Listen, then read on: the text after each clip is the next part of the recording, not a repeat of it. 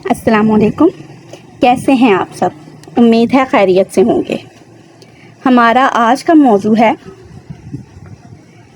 حجر اسود کی تنصیب اور نبی کریم صلی اللہ علیہ وسلم پر پہلی وحی۔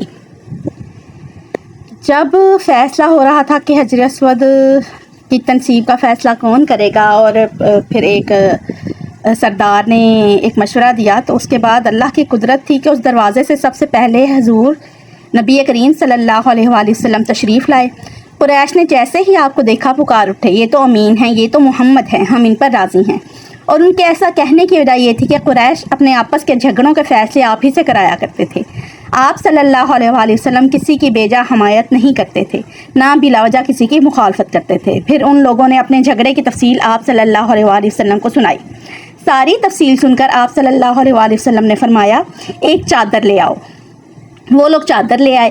آپ صلی اللہ علیہ وسلم نے اس چادر کو بچھایا اور اپنے دست مبارک سے حجر اسود کو اٹھا کر اس چادر پر رکھ دیا۔ اس کے بعد آپ صلی اللہ علیہ وسلم نے ارشاد فرمایا، ہر قبیلے کے لوگ اس چادر کا ایک ایک کنارہ پکڑ لیں، پھر سب مل کر اس کو اٹھائیں۔ انہوں نے ایسا ہی کیا۔ انہوں نے ایسا ہی کیا۔ چادر کو اٹھائے ہوئے وہ اس مقام تک آ گئے جہاں حجر اسود کو رکھنا تھا۔ اس کے بعد نبی اکرم صلی اللہ علیہ وسلم نے حجر اسود کو اٹھا کر اس کی جگہ رکھنا چاہا، لیکن عین اس وقت ایک نجدی شخص آگے بڑھا اور تیز آواز میں بولا، بڑے تعجب کی بات ہے کہ آپ لوگوں نے ایک کم عمر نوجوان کو اپنا رہنما بنا لیا ہے، اس کی عزت افزائی میں لگ گئے ہو۔ یاد رکھو، یہ شخص سب کو گروہوں میں تقسیم کر دے گا، تم لوگوں کو پارا پارا کر دے گا۔ قریب تھا کہ لوگوں میں اس کی باتوں سے ایک بار پھر جھگڑا ہو جاتا، لیکن پھر خود ہی انہوں نے محسوس کر لیا کہ حضور صلی اللہ علیہ وسلم نے جو فیصلہ کیا ہے وہ لڑانے والا نہیں بلکہ لڑائی ختم کرنے والا ہے۔ چنانچہ حجر اسود کو نبی کریم صلی اللہ علیہ وسلم نے اپنے مبارک ہاتھوں سے اس کی جگہ پر رکھ دیا۔ مورخوں نے لکھا ہے، یہ نجدی شخص دراصل ابلیس تھا جو اس موقع پر انسانی شکل میں آیا تھا۔ جب کعبے کی تعمیر مکمل ہو گئی تو قریش نے اپنے بتوں کو پھر سے اس میں سجا دیا۔ کعبے کی یہ تعمیر جو قریش نے کی تھی، چوتھی تعمیر کہلاتی ہے۔ سب سے پہلے کعبے کو فرشتوں نے بنایا تھا۔ بعض صحابہ نے فرمایا کہ زمین و آسمان کو پیدا کرنے سے پہلے اللہ تعالیٰ کا عرش پانی کے اوپر تھا۔ جب عرش کو پانی پر ہونے کی وجہ سے حرکت ہوئی تو اس پر یہ کلمہ لکھا گیا، لا الہ الا اللہ محمد رسول اللہ، اللہ تعالیٰ کے سوا کوئی معبود نہیں، محمد اللہ تعالیٰ کے رسول ہیں۔ اس کلمے کے لکھے جانے کے بعد عرش ساکن ہو گیا۔ پھر جب اللہ تعالیٰ نے آسمانوں اور زمین کو پیدا کرنے کا ارادہ فرمایا تو اس نے پانی پر ہوا کو بھیجا، اس سے پانی میں موجیں اٹھنے لگیں اور بخارات اٹھنے لگے۔ اللہ تعالیٰ نے ان بخارات یعنی بھاپ سے آسمان کو پیدا فرمایا۔ پھر اللہ تعالیٰ نے کعبے کی جگہ سے پانی کو ہٹا دیا، پھر یہ جگہ خشک ہو گئی۔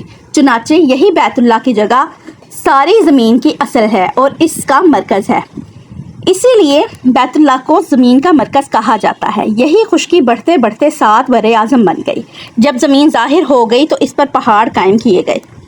زمین پر سب سے پہلا پہاڑ ابو قبیس ہے۔ پھر اللہ تعالیٰ نے فرشتوں کو حکم فرمایا، زمین پر میرے نام کا ایک گھر بناؤ تاکہ آدم کی اولاد اس گھر کے ذریعے میری پناہ مانگے۔ انسان اس گھر کا طواف کریں جس طرح تم نے میرے عرش کے گرد طواف کیا ہے، تاکہ میں ان سے راضی ہو جاؤں۔ فرشتوں نے حکم کی تعمیل کی۔ پھر آدم علیہ السلام نے خانہ کعبہ کی تعمیر شروع کی۔ اس کے بعد حضرت ابراہیم علیہ السلام نے خانہ کعبہ کی تعمیر کی۔ اس طرح قریش کے ہاتھوں یہ تعمیر چوتھی بار ہوئی تھی۔ حضور اکرم صلی اللہ علیہ وسلم کی عمر مبارک 40 سال کے قریب ہوئی تو وحی کے آثار ہونا شروع ہو گئے۔ اس سلسلے میں سب سے پہلے آپ صلی اللہ علیہ وسلم کو سچے خواب دکھائی دینے لگے۔ آپ جو خواب دیکھتے وہ حقیقت بن کر سامنے آ جاتے۔ اللہ تعالیٰ نے سچے خوابوں کا سلسلہ اسی لیے شروع کیا تاکہ اچانک فرشتے کی آمد سے کہیں آپ صلی اللہ علیہ وسلم خوف زدہ نہ ہو جائیں۔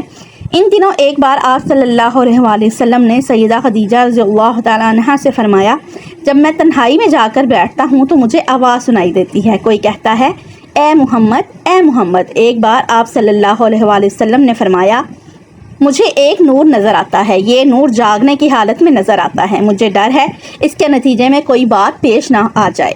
ایک بار آپ صلی اللہ علیہ وسلم نے یہ بھی فرمایا، اللہ کی قسم، مجھے جتنی نفرت ان بتوں سے ہے اتنی کسی اور چیز سے نہیں ہے۔ وحی کے لیے آپ صلی اللہ علیہ وسلم کو ذہنی طور پر تیار کرنے کے لیے اللہ تعالیٰ نے فرشتے اسرافیل کو آپ صلی اللہ علیہ وسلم کا ہمدم بنا دیا تھا۔ آپ صلی اللہ علیہ وآلہ وسلم ان کی موجودگی کو محسوس تو کرتے تھے مگر انہیں دیکھ نہیں سکتے تھے۔ اسی طرح آپ صلی اللہ علیہ وآلہ وسلم کو نبوت کی خوشخبریاں دی جاتی رہیں۔ آپ صلی اللہ علیہ وآلہ وسلم کو پہلی وحی کے لیے تیار کیا جاتا رہا۔ اللہ تعالیٰ نے آپ صلی اللہ علیہ وآلہ وسلم کے دل میں تنہائی کا شوق پیدا فرما دیا تھا، چنانچہ آپ صلی اللہ علیہ وآلہ وسلم کو تنہائی عزیز ہو گئی۔ آپ صلی اللہ علیہ وآلہ وسلم غار حرا میں چلے جاتے اور وہاں وقت گزارتے۔ اس پہاڑ سے آپ صلی اللہ علیہ وآلہ وسلم کو ایک بار آواز بھی سنائی دی تھی، میری طرف تشریف لائیے اے اللہ کے رسول۔ اس غار میں آپ صلی اللہ علیہ وآلہ وسلم مسلسل کئی راتیں گزارتے، اللہ کی عبادت کرتے۔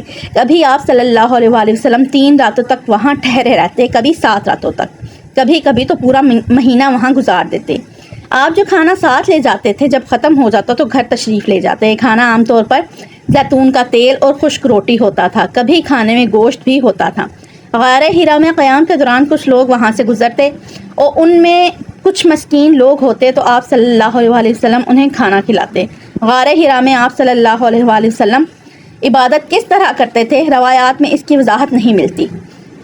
علماء کرام نے اپنا خیال ضرور ظاہر کیا ہے۔ ان میں سے ایک خیال یہ ہے کہ آپ صلی اللہ علیہ وآلہ وسلم کائنات کی حقیقت پر غور و فکر کرتے تھے اور یہ غور و فکر لوگوں سے الگ رہ کر ہی ہو سکتا تھا۔ پھر آخر کار وہ رات آ گئی جب اللہ تعالیٰ نے آپ صلی اللہ علیہ وآلہ وسلم کو نبوت اور رسالت عطا فرما دی۔ آپ صلی اللہ علیہ وآلہ وسلم کی نبوت کے ذریعے اپنے بندوں پر عظیم احسان فرمایا۔ وہ ربیع الاول کا مہینہ تھا اور تاریخ 17 تھی۔ بعض روایات میں یہ رمضان کا مہینہ تھا کیونکہ قرآن پاک رمضان میں نازل ہونا شروع ہوا تھا۔ 8ویں اور 30ویں تاریخ بھی روایات میں ملتی ہے، اور یہ پہلا موقع تھا جب جبرائیل علیہ السلام وحی لے کر آپ صلی اللہ علیہ وآلہ وسلم کی خدمت میں حاضر ہوئے۔ اس سے پہلے وہ آپ کے پاس نہیں آئے تھے۔ جس صبح جبرائیل علیہ السلام وحی لے کر آئے وہ پیر کی صبح تھی، اور پیر کی صبح ہی آپ صلی اللہ علیہ وآلہ وسلم اس دنیا میں تشریف لائے تھے۔ آپ صلی اللہ علیہ وآلہ وسلم فرمایا کرتے تھے، پیر کے دن کا روزہ رکھو کیونکہ میں پیر کے دن پیدا ہوا، پیر کے دن ہی مجھے نبوت ملی۔ بہرحال اس بارے میں روایات مختلف ہیں۔ یہ بات طے ہے کہ اس وقت آپ صلی اللہ علیہ وآلہ وسلم کی عمر مبارک کا 40واں سال تھا۔ آپ صلی اللہ علیہ وآلہ وسلم اس وقت حالت نیند میں تھے کہ جبرائیل علیہ السلام تشریف لے آئے۔ ان کے ہاتھ میں ایک ریشمی کپڑا تھا اور اس کپڑے میں ایک کتاب تھی۔ انہوں نے آتے ہی کہا، اقرا، یعنی پڑھ۔ آپ صلی اللہ علیہ وآلہ وسلم نے فرمایا، میں پڑھ نہیں سکتا، کیونکہ آپ صلی اللہ علیہ وآلہ وسلم پڑھے لکھے نہیں تھے۔ اس پر حضرت جبرائیل علیہ السلام نے آپ صلی اللہ علیہ وآلہ وسلم کو سینے سے لگا کر بھینچا۔ آپ صلی اللہ علیہ وآلہ وسلم فرماتے ہیں، انہوں نے مجھے اس زور سے بھینچا کہ مجھے موت کا گمان ہوا۔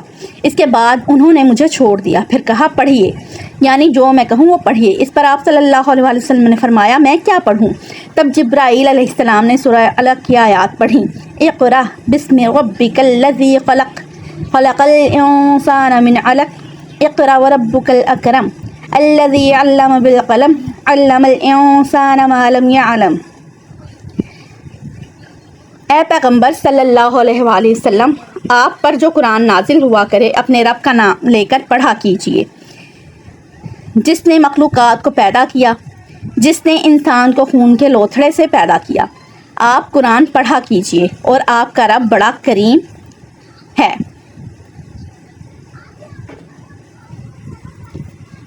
جس نے پڑھے لکھوں کو قلم سے تعلیم دی، انسانوں کو ان چیزوں کی تعلیم دی جن کے بارے میں وہ نہیں جانتا تھا۔